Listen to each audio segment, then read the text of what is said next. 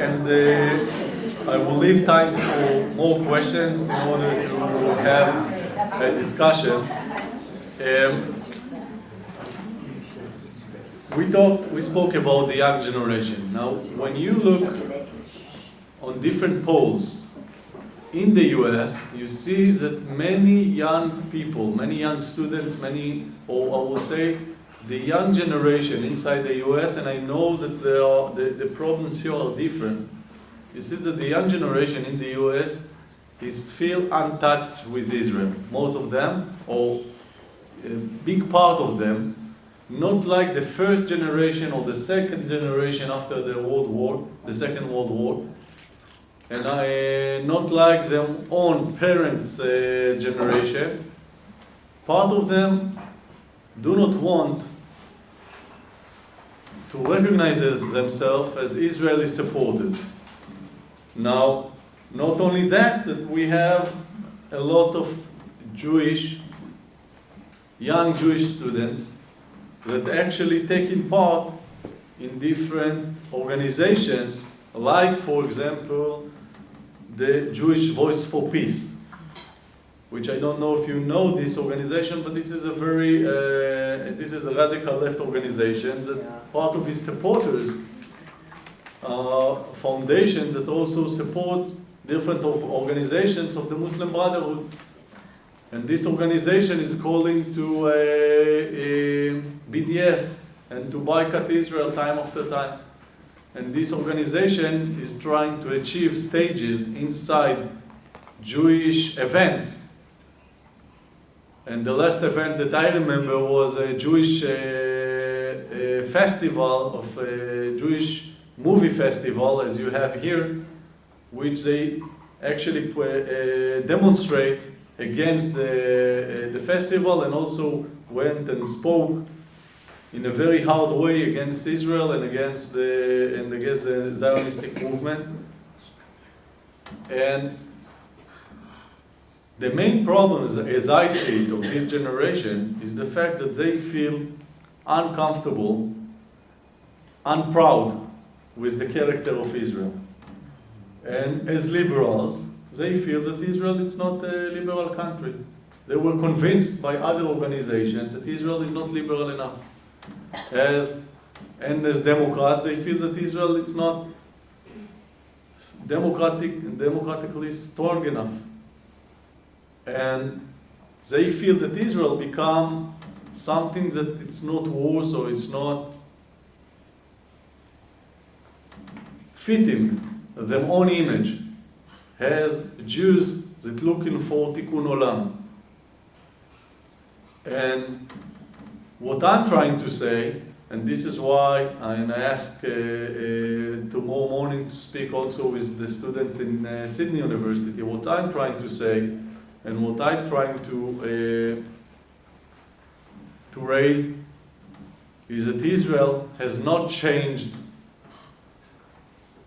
from the first day. The same ambitions to create a symbolic society, as Herzl said, the same ambitions to be all Goyim are still exist in the mainstream in Israel. And I'm not going to cover the problems. We have many problems, and every one of you I'm sure can give me at least 3 examples of problems that we had in the past. With the settlers, with the awful murder of this young Arabic kid in Shafat, which was hurtful and shameful, and really especially shameful because 3 young Jewish have done that. And we have different events of racism. But the mainstream in Israel, and Israel as a state, still hold the same humanitarian, liberal, democratic, the same ambitions to be all Goyim. Now, if you are going to the second part, or to the Palestinian part, and you see how they are working, you find there an organization like El-Haq, which was established at the end of the 70s in order to operate a lawfare against Israel. And they're actually using different courts in different places in the world in order to take Israeli companies and Israeli leaders to court to blame them for war crimes. And I have a friend, a businessman that found himself, and he's working in one of the European countries. His business is in Israel, but also his company is a European one. And he found himself in the middle of after this state accuse him of using his tools, and it doesn't matter what and when, in order to build the defense border or the defense wall in Israel, and they saw it as a war crime in European country. And when you see who support this kind of, for example, then the organization that was responsible for bringing him to court, of course everything was vanished after half a year, but it was very hard half a year for him as a businessman. They're doing a lot of business in different countries in Europe with a huge company.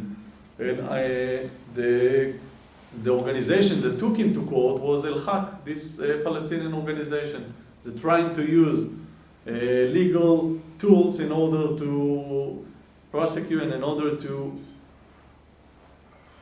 to make Israeli companies and Israeli leaders life much more difficult. Now, if you see the list of the people that support this organization, for example, you can find there the Christian Aid from Britain. You can find there Diaconia from Switzerland. You can find there Ford Foundation. Holland, Deutschland, Ireland, the Center for NGOs Development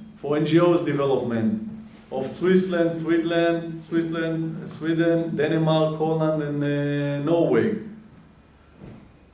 What you cannot find is economic, financial reports of this organization since 2008. And what you cannot find is what the real goals of these organizations. And in this atmosphere, they are working. By the way, this organization was one of the main factors in Durban conference in 2001. And when you're looking around, you find other organizations that are taking part in the same BDS, and they also influence those young students in different universities. And I'm sure that you heard about the Apartheid Week. The Apartheid Week, the only Apartheid Week in the world is against Israel. 1 week in different campuses in the world. I don't know if it was in Sydney. All right, so also here.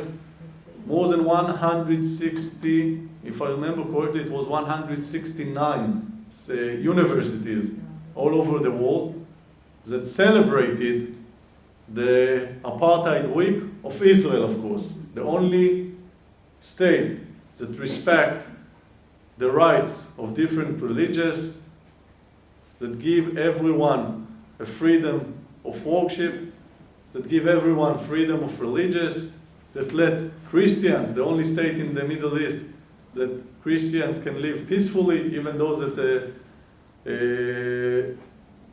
different churches are trying now to take part in or at least one important church one church in the US is taking part in the BDS movement. It's the only country that Arabs, Muslims, Druzians can have equal opportunities. Of course, there are people that choose not to take the opportunities, but if one wants to go and to become the head of or a general in the army, he can do that even if he is not Jew. We have a few generals that are Druzians.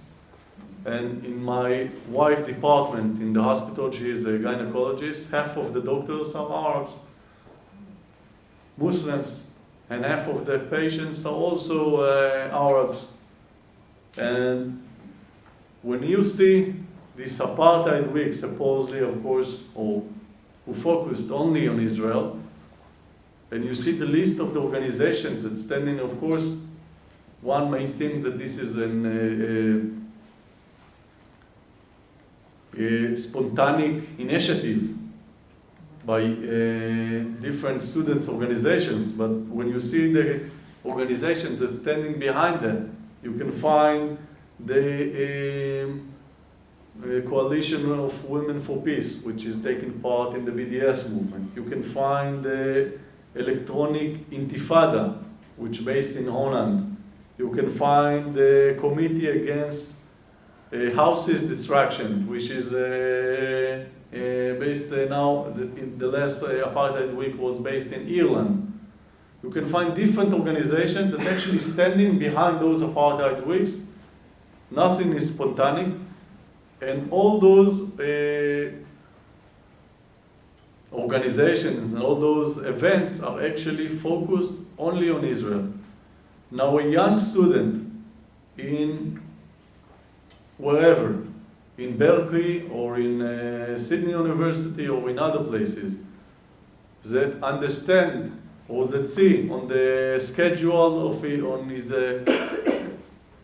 semester schedule that the only week that focus on human rights, or the only week that is handling different challenges in the humanitarian field, is focusing on Israel, not about China, not about Saudi Arabia, not about the Aborigines, I don't know, in the Australia if there are complaints, not about what's happening in Indonesia or in other places or in Saudi Arabia, not about homosexual rights in the Middle East, not about women's rights, not about the fact that in Nigeria, young girls are kidnapped time after time and forced to convert to Islam or raped by terrorists in different places, not about the fact that Coptic, and I met some taxi driver here, Christian Coptic in Egypt are suffering from discrimination and from hate crimes. Nothing about it. Nothing is on the table in those universities and in those events. And when you see that only Israel, or when you see only one event that focusing in Israel, and if he is not powerful enough, and a young guy that study in university has no time and has no force, and maybe he has no will to check and to analyze and to understand and to compare why only Israel and not China, why only, he will get it as an evidence and something that this is what the only thing that you can do.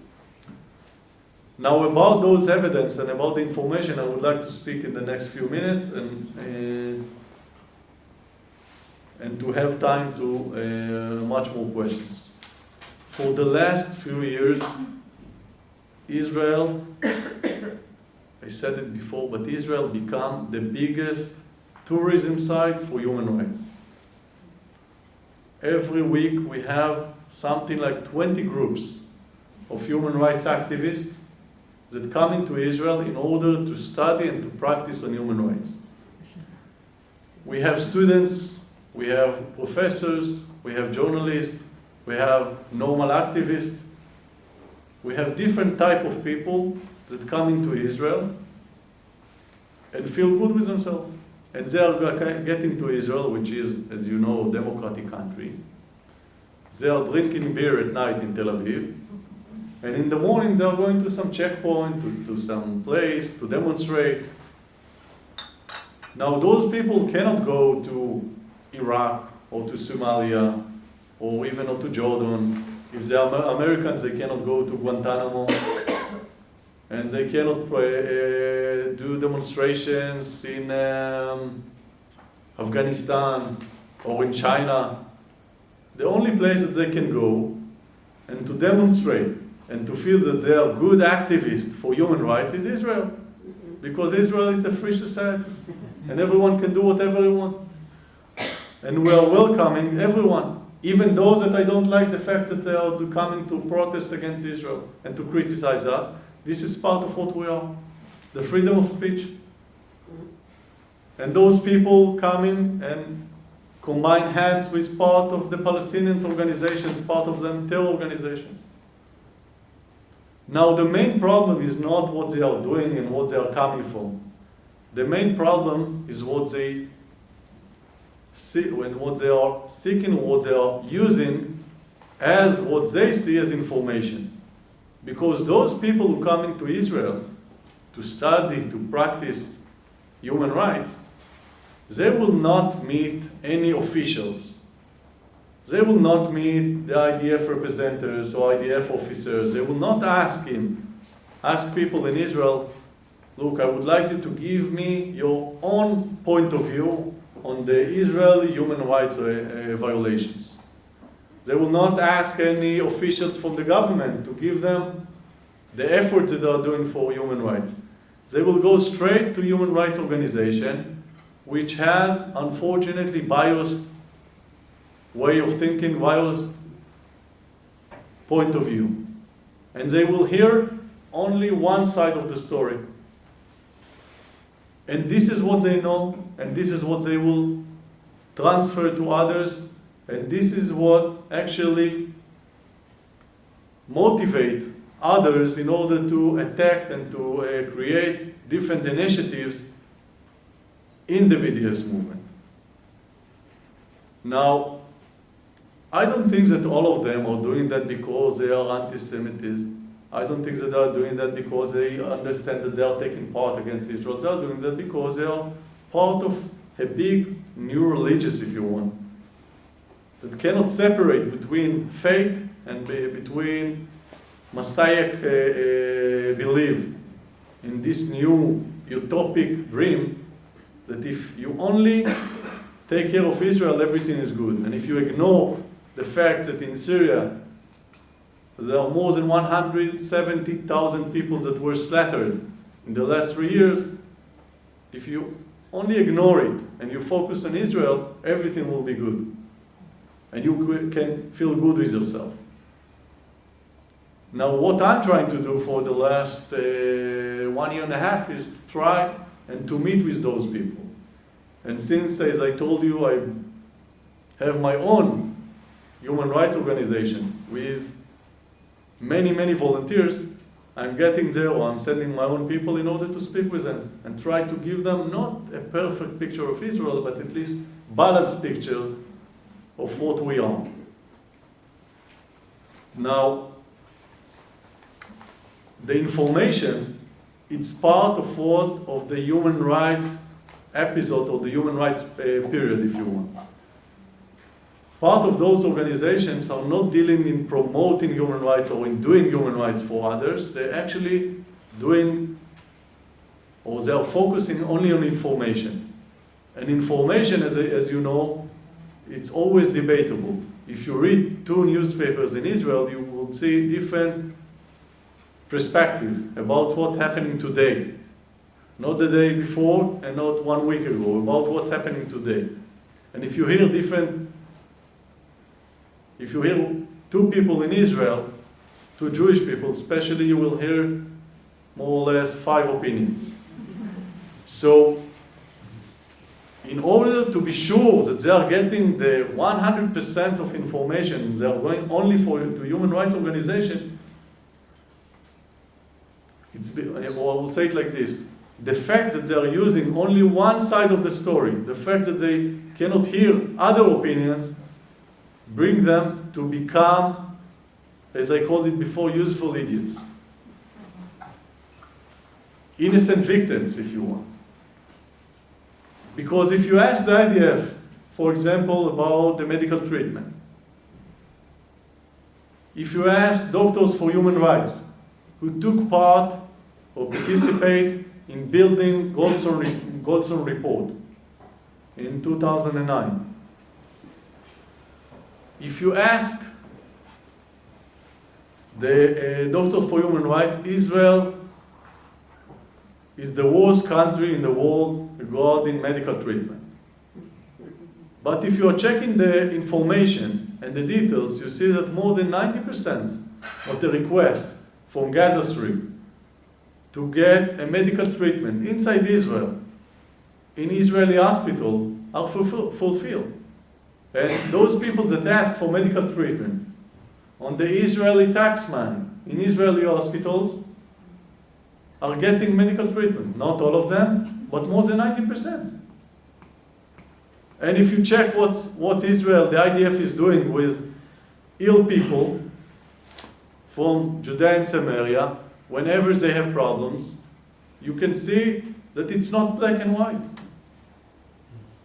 And if you are checking what's happening with working license, you see that there is no black and white.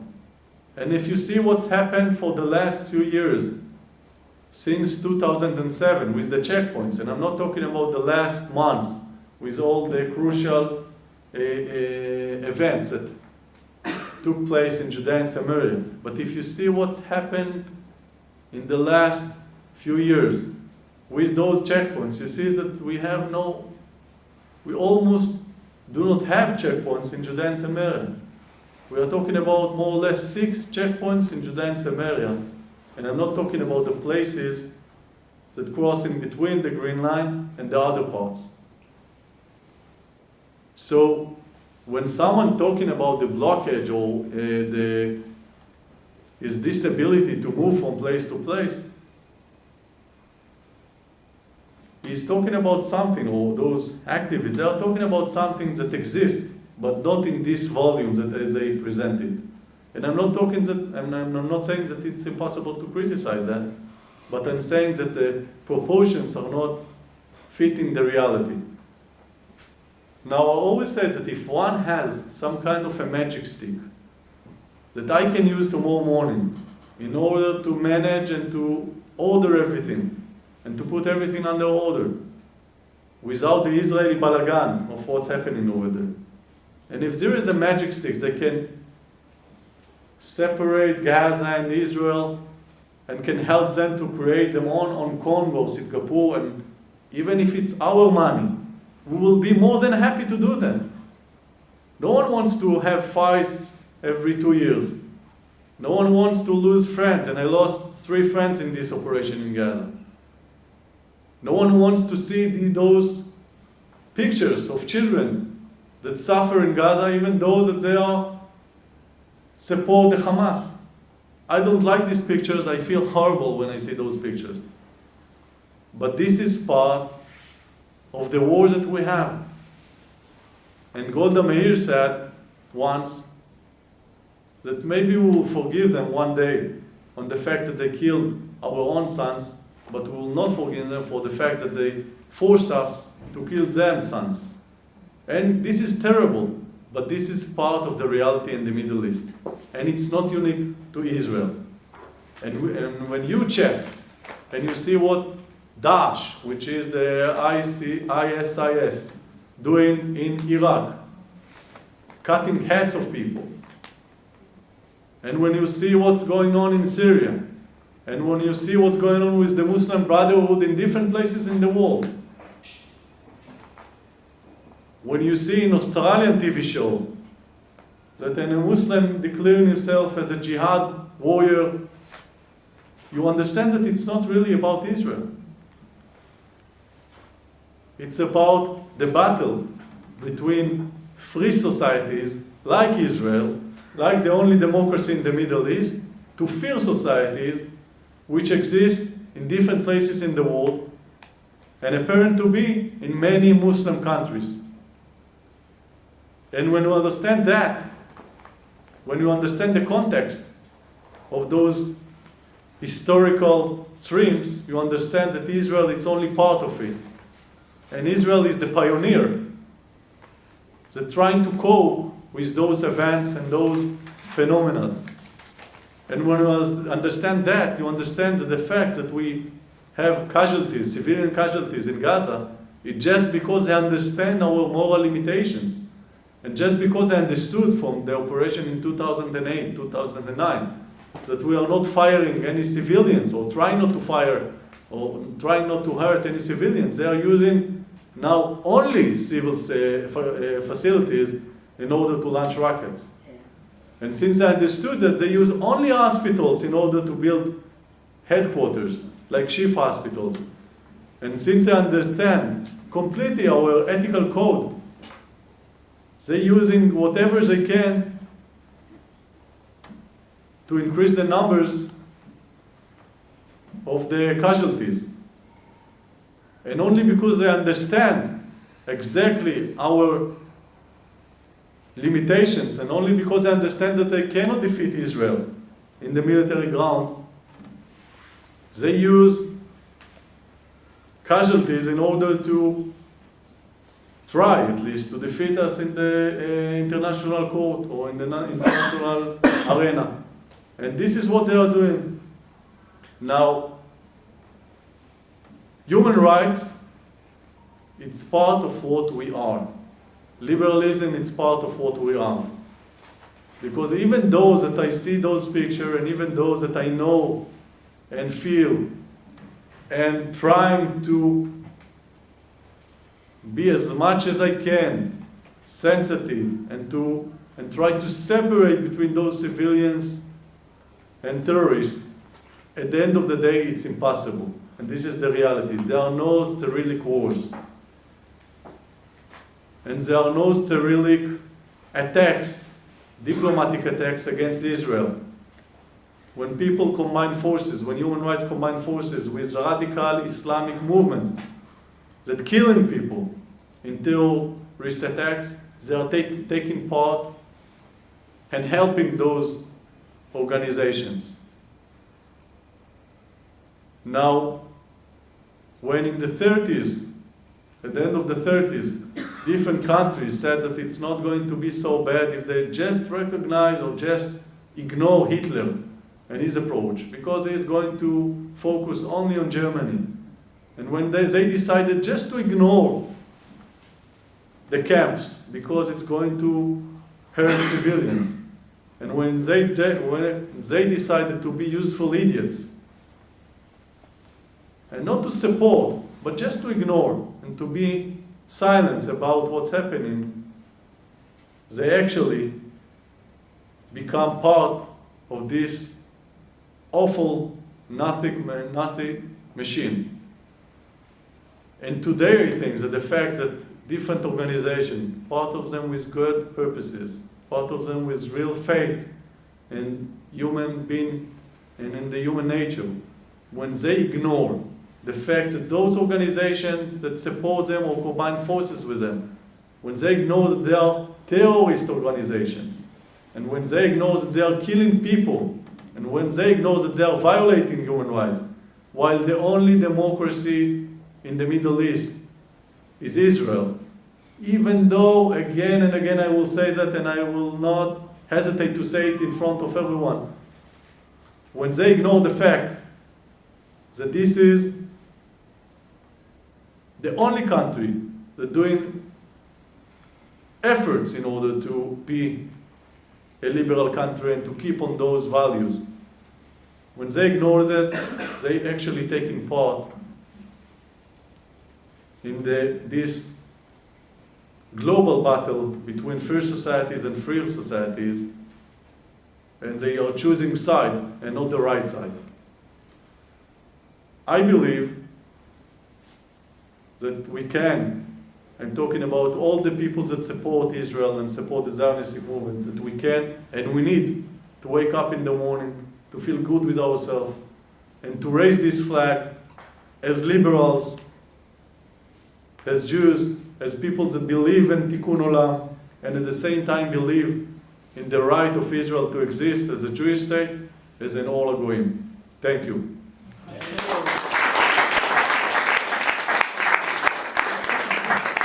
Now we can open into questions, and I heard many questions in the, You agree that Israel needs to be kept to a higher standard, its own standards of human rights. and you assert that in all cases, in all controllable cases to the extent possible, Israel does take into account casualties. But I wonder to what extent has Israel been open and clear about the fact that yes, there will be children, elderly people who are non-combatants who are going to be killed in the course of us making a conscious decision that this is a quite possible outcome of what we're doing, and we are aware of that, but we have made the decision it's war, and therefore we're going to kill them in the course of going after another target. So, first of all, Israel, without any hesitation, I can tell you that Israel will not and cannot accept any assumptions that will kill kids or women in a war. And while I'm saying that, I need to say also that there are very sensitive dilemmas when you are fighting. And those dilemmas are horrible. They are like a Solomon sentence. And when you see, for example, a terrorist, they launch a rocket against kindergarten in Israel, and he's holding his own baby in his hand, and he's doing that at the same time. What you are doing? What is your answer? What can you do? Now, most of the time, Israel is trying to avoid attacking me. And I have many examples of terrorists, especially in 2008, because today, in this operation, all of them went down under the ground and left the civilians to be out with the rockets. But in 2008, we had pictures of people that went, of part of the leaders, that went with a group of kindergarten children, surrounding them, just in order to make sure that the IDF will not kill them. And the IDF didn't kill them. Even though that they are responsible for many lives of Israelis. And we have pictures of people, terrorists, that use ambulances with ill people in order to attack Israel. And today we know that the last operation, they used sick people in hospitals, they tied them to them beds in order to make sure that Israel will not attack the hospitals after Israel asked them to evacuate the hospital. And we know that they use civilians, and it's always dilemma. And I have no good answer if tomorrow morning you see a terrorist attack that is planning against Israel civilians, which will kill many Israelis, what you do and what you cannot do. We have numbers, we have things that happened in the past, we have decisions that we took. I have no regrets about any kind of decision like that, even though that there were casualties. But it's always the same dilemma. There are no good answers for those dilemmas, and time after time we will find ourselves at the same point because they are cynical and they're using those human being shields and kids in order to prevent and in order to put those dilemmas in our hands, and it's hard. Yeah. So those photos that you're talking about, why are we not seeing them? Because we are not seeing them, but we are not seeing them, let alone everybody else is not seeing them. So, because I think that the media is not focusing on the Israeli capabilities. You may ask why all the journalists, except for two, one Italian and one Indian, didn't speak about the fact that the Hamas forced them not to report about the fact that they launched it. Communication between us, we're not seeing them. So we're responsible for our own. So first of all, it's more to send you different photos, and there are many photos. You can find many photos about the cynical using of a human being in these operations and other operations. And you can find them, and it's very easy to send them. And if there is no one here that can that have them, I can also help by sending them. Okay. But in general perspective, the general media is not interested in pictures of the Hamas as a terror organization. They know that the Hamas is a terror organization. They are focusing on civilians, and they are focusing on Israel as Goliath, and Hamas or the Palestinians as David, and this is the image that they use, and this is the image of the image of the underdog. It's much easier to explain, and unfortunately, even though that from time to time I hear different voices, and I hear supporters for Israel, and even though that I hear from time to time understanding about the events and how things happen, most of the time they are focusing on what's happening in Gaza and on the picture of the kids, even though, by the way, that part of it we don't know even if it's the Israeli fault. There were part of the rockets that Hamas launched, and by the way, the IDF published all the pictures, how the Hamas is launching a rocket and the rocket is falling down inside one of the UNRWA schools. And most of the time they are not interested in those stories. They are not interested. People ask me about why they don't know about your ethical code, because they are not interested in my ethical code or in how you train soldiers in Israel in order to be morals before they are good soldiers. They are not interested in those stories. They are interested in the pictures and in the messages that other people send them, and we need to cope with that, and we need to discover, to raise the same flags that they are talking about, to use the same language, not to compare ourselves to other countries in the Middle East, because they know it, they are cynical if they only focusing on Israel, but to raise the flag and saying, look, this is what we are, a democratic, a liberal country that shares the same value as other countries, but the only difference is that we are facing challenges that you don't have, and we are facing terror organizations that using civilians as shields, human shields. Yeah. I mentioned to you that one of my grandsons was in the IDF and absolutely supports everything you say about the values that were inculcated into him by one of the SEALs that you mentioned.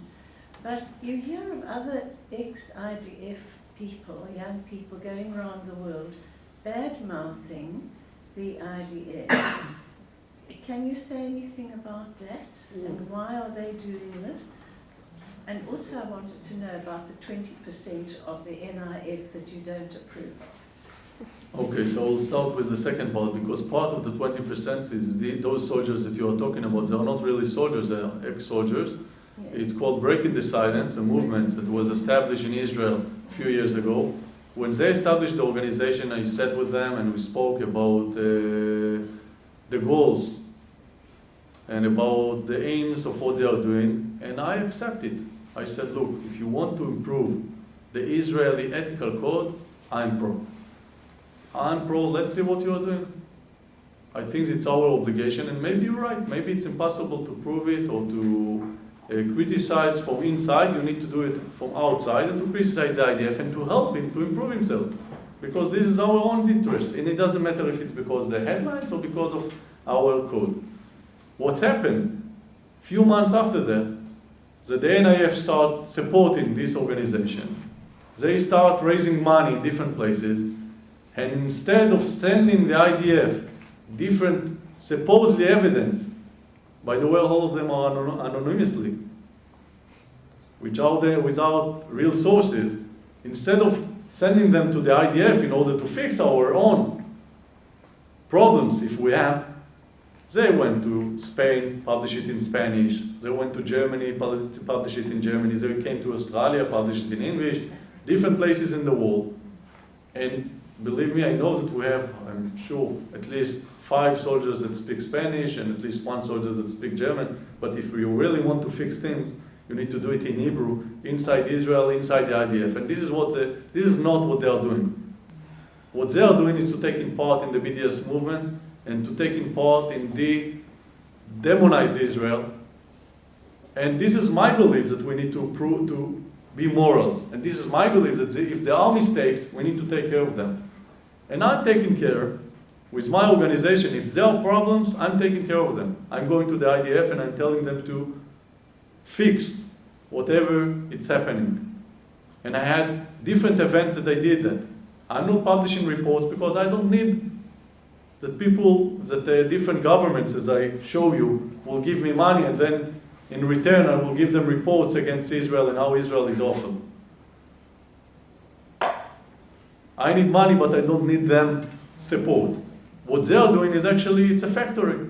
They get money from different sources, and they respond with or produce reports that fit their own view. And this is not about human rights. This is not about improving Israel. It's only about money and anti-Israeli political view. Now, if you ask about the NIF, the fact that the NIF is supporting this kind of organization, it's not acceptable for me.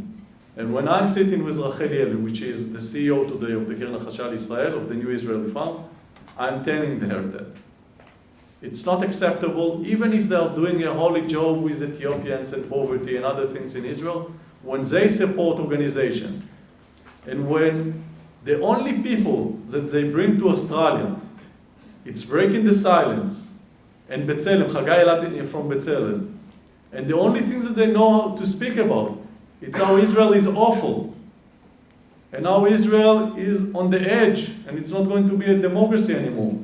And I don't care if they are criticizing Israel. I accept if they want to criticize Israel policy and they think that we need to drop off from all territories. It's a legitimate argument. But I cannot accept the fact that the NIF is sending people just to demonize Israel. And the NIF have many organizations. They can send different CEOs of different organizations that are doing good in Israel. I'm sure that they belong to the left. I'm sure that they can criticize Israel, but at the same time they can identify themselves as Israelis and to be proud on the good thing that we have. And this is not what's happening with the NIF, and unfortunately, even though that they had a lot of criticism inside Israel and they decided not to support the BDS movement or not to support organizations that are taking part in the BDS movement, they are still supporting organizations that calling for BDS. And this is not something that I can accept. Yeah. When the United Nations Human Rights Committee comes out with its report finding war crimes against Israel, will that have any repercussions, or will that just be another report that goes into a drawer somewhere? There are always applications, and unfortunately, we can say, in Hebrew we say shmum. I don't know how to translate it to English, but so what? there are always application, yeah, so what, but there is nothing to do. We know the results from the beginning. When the UN Committee for Human Rights, as we heard from Durban conference, time after time, investigating Israel, and from all over the world, the only professors that they find in order to stand in the head of those committees, professors that in the worst case criticizing Israel, in the good case criticizing Israel, in the worst case professors like this one, who see Israel or the Israelis as war criminals, and thought that Israel is taking part in the BDS movement. So there are not a lot of chances that something good will happen from those events. There will not be any kind of balanced report. While I'm saying that, we need to understand that it's going to influence in one way or another Israel, and we need to do a lot of efforts in order to avoid that. There are different approaches, there are different ideas how to create other committees and Israeli initiatives that will check in a balanced way, not pro-Israeli committees, just to check in a balanced way what's happened over there. There are different approaches how to recruit different ex-generals, and I spoke about it before, Australian generals, for example, that will not support Israel, but will just say that in a war, it's very difficult to separate between civilians and terrorists if the war is taking place or taking part in this kind of urban areas. And there are many initiatives, but at the end of the day, we will face the same problem with this committee. Yeah. I'd like you to talk about Israel's friends and whether they're actually being kind of muffled or their power is being lessened by all the outcry against Israel. So I think that Israel friends are coming, sharing the same values that we do.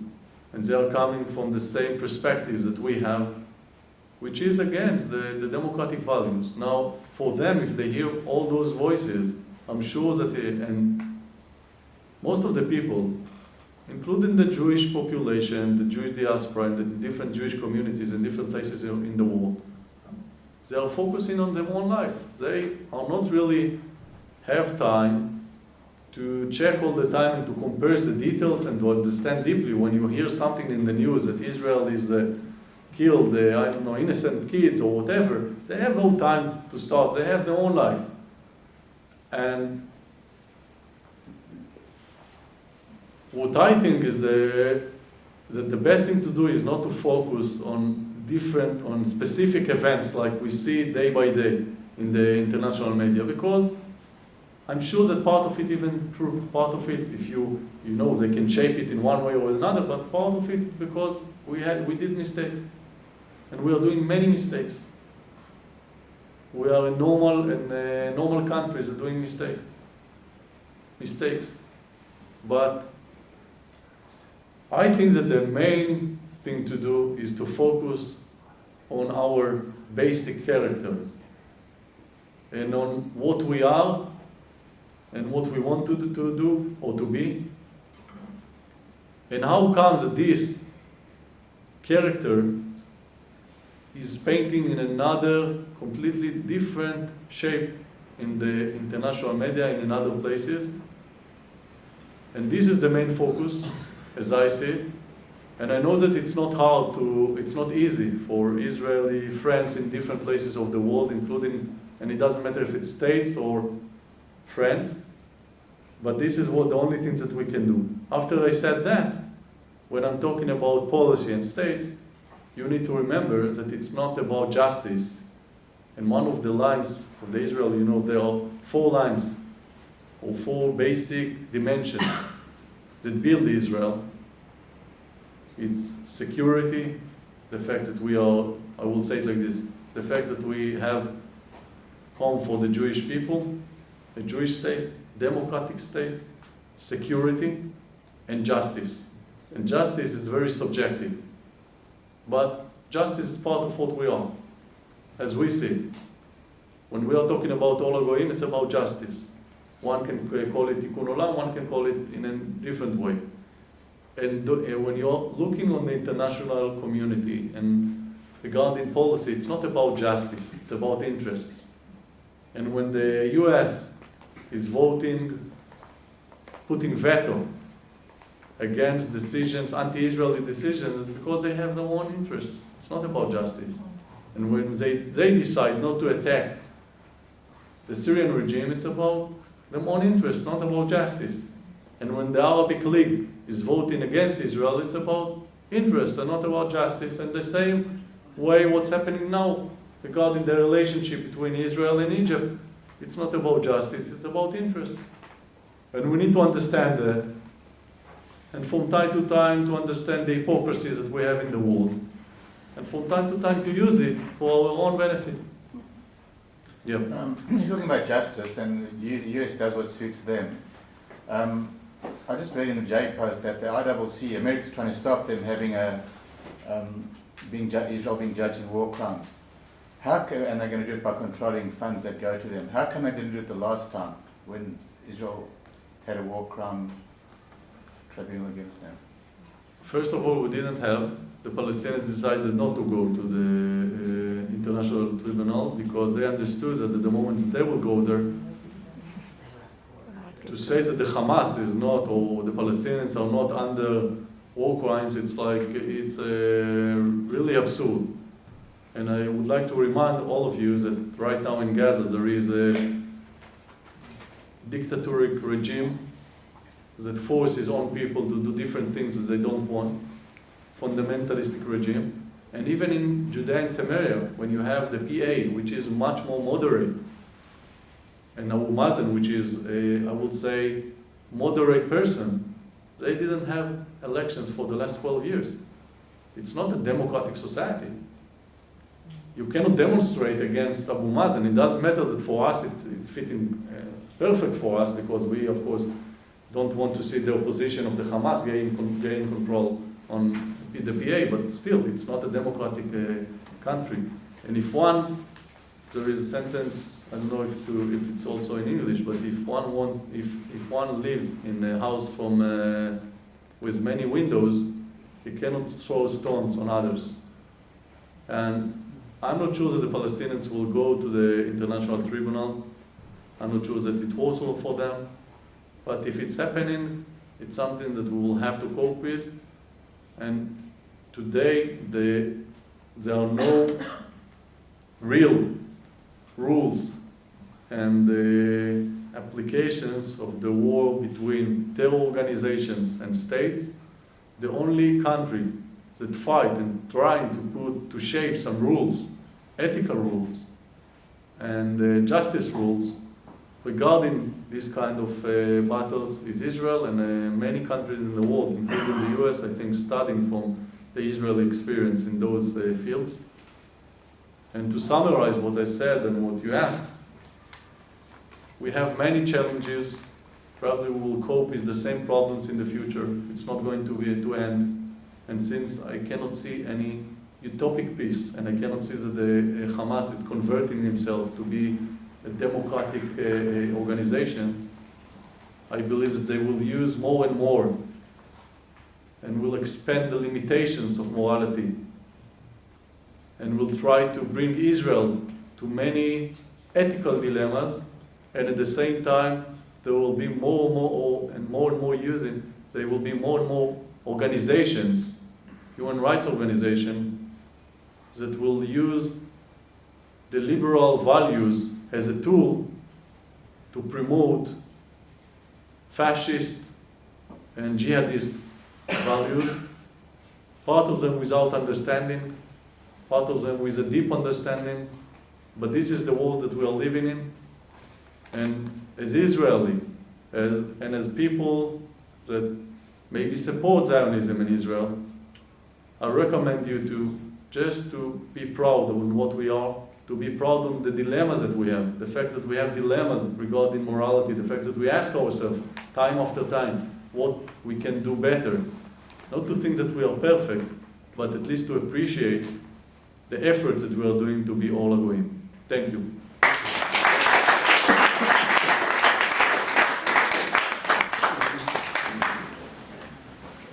Thank you, Yoaz, for that quite uplifting end to a very complex and troubled session.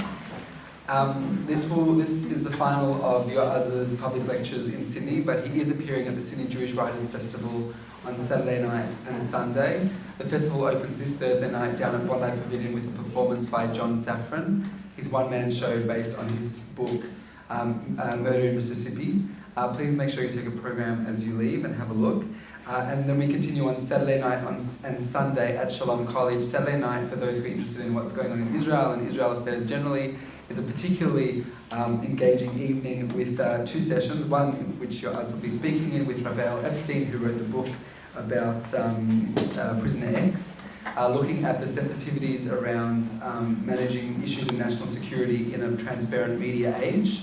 And then we'll be following that with a performance, a one-woman show called Four Faces of Israel, which is a very powerful, confronting, but also very entertaining performance. So I encourage you all to at least come for the Saturday night, and of course there's plenty of other things happening on the Sunday as well. It's a wonderful festival. I understand it's now raining outside, so I hope you've got your umbrellas. But otherwise, I thank you very much, and we hope to see you soon here in the afternoon.